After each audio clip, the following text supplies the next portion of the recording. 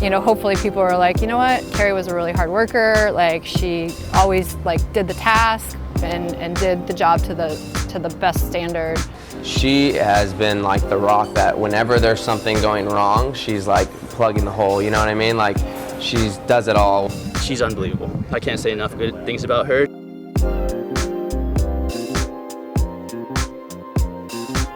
When did you kind of fall in love with the game? So I didn't start playing until I was 12, and I started coaching when I was 15.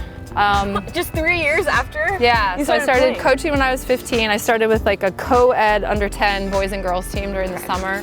I grew up in Michigan, and I grew up like an hour from Ann Arbor, and I was always going to go to Michigan no matter what. And they didn't have a women's soccer program, but they had a club team. We would fundraise all of our own money, we hired our own coaches, we scheduled our own travel. We petitioned the university, and we ended up getting soccer as a varsity sport.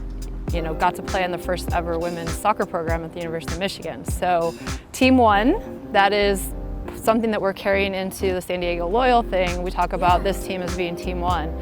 I get to play on a Team 1.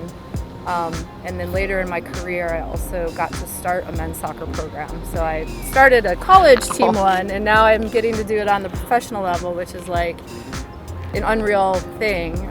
Such a great opportunity. Come on, far closer, Stoney. Coaching men and women, you know, all different ages. Yeah. Is there a difference? There are some differences, but a lot more similarities. I mean, the rules are the same, the game is the same, the dimensions are the same. Like, so the soccer itself is the same. It's really powerful to have a different point of view, right? So with us coaches, we're so used to the male opinion, the male view of the game. And sometimes Carrie says something and we'll just go, oh, I didn't even think about that. She's like, what? What do you mean you didn't think about that? It's so obvious, right?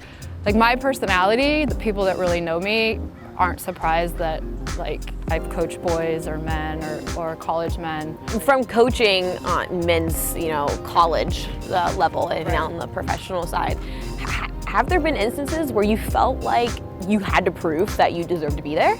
Landon and I talked about that question itself, like going into it, and you know, he's like, what are you gonna say to the team the first time? And I was like, I'm gonna say, it's go time, like, let's freaking do this, you know? And he's like, oh.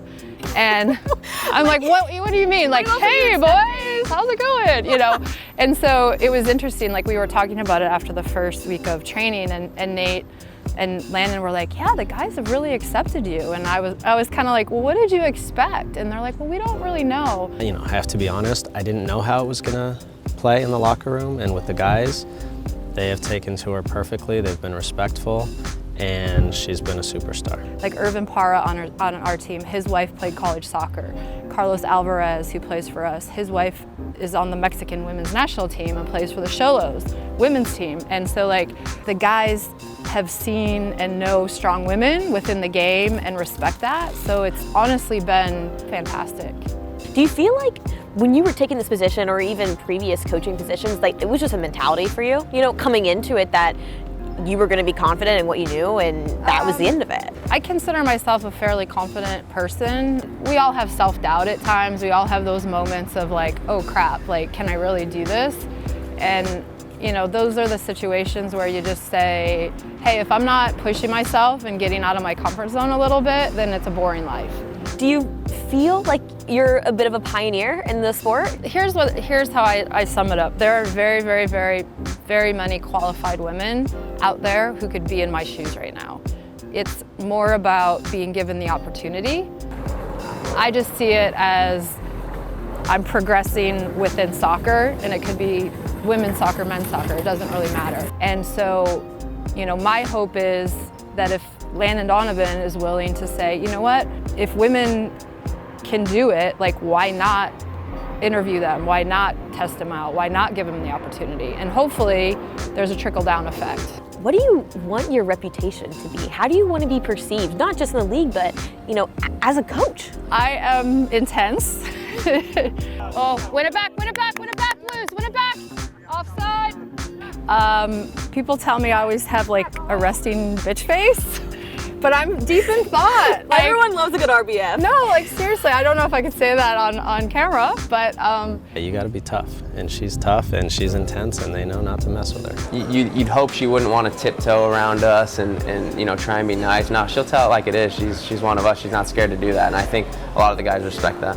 I take pride in the details and like setting high standards for myself. Like people have asked me, like, do you feel pressure? Does Lana put pressure? And like, I put pressure on myself because I want everything to be perfect. And like within the game, with any sport, everything's not going to be perfect, but that intensity, that work ethic, like I want, if I attach my name to something, I want it to be of the best quality that I have control over.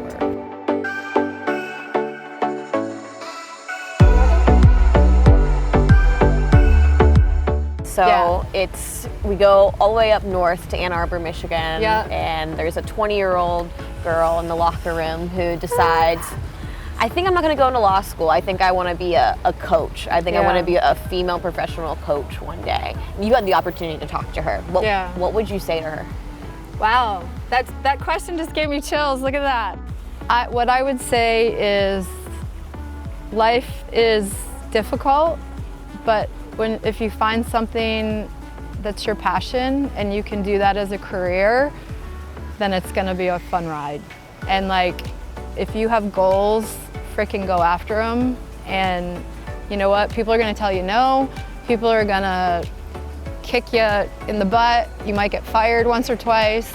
But if you're determined and you wanna learn and you wanna continue to work hard, like the sky's the limit.